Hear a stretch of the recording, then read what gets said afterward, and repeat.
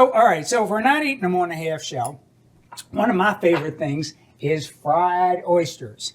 So we're going to make something today that's called single fried. And you're saying, well, what does that mean? That means there's no more than one in there, right? That's right. Hi there, welcome to Chesapeake Bites. I'm Chef John Shields, founder of our Common Table.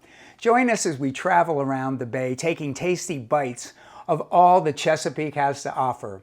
In this series, we present one recipe every Wednesday, demonstrating how you can eat well, protect our environment, and rebuild our local food economy one dish at a time. So I'm going to put equal amounts of cornmeal and flour.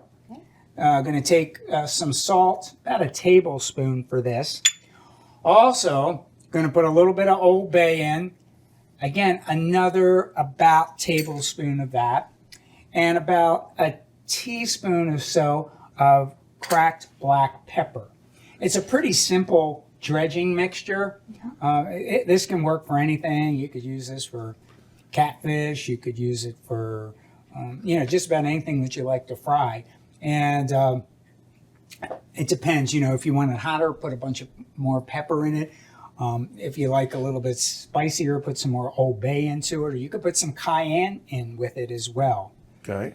So that's not too hard, right? We got that right there.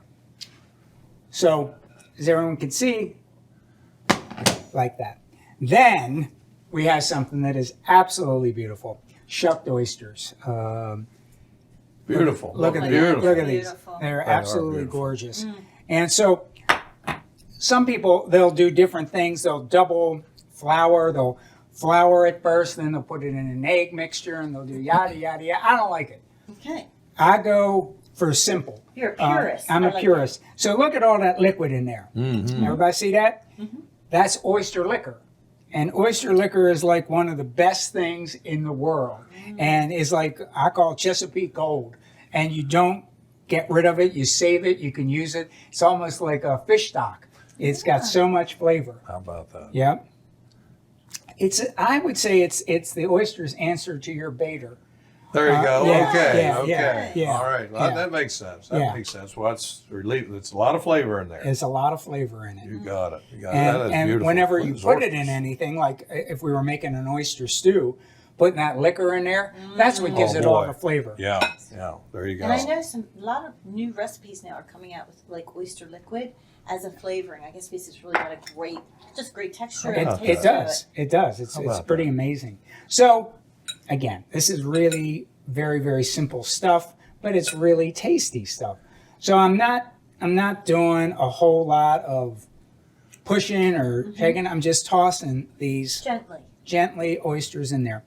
If you want them to be a little bit thicker coated, what you could do is do like I did this right now, and you could put it on a plate and let it sit for about 5 minutes, then put it back in. Oh, so it'll build up on? Yeah, and it'll build up a little bit. It'll give you a little bit more of a coating. I actually like a lighter coated oyster. I don't like it really, really, really thick.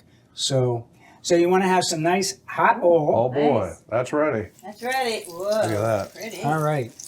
Go, John. So as you That see, looks beautiful. now that was a fast fry, was it not? Amazing. 2 minutes tops. That's it. So the secret in this is having a very hot oil, not burning. You don't want smoke coming flying out of it, but you want it to be nice and hot.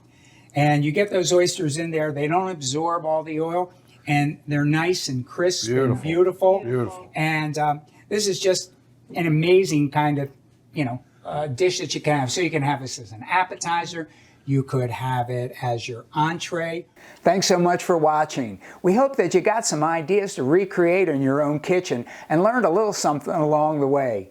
For more information on our Common Table and our mission to eat well, protect our environment, and rebuild the local food economy one dish at a time, check out our website and join us on social media.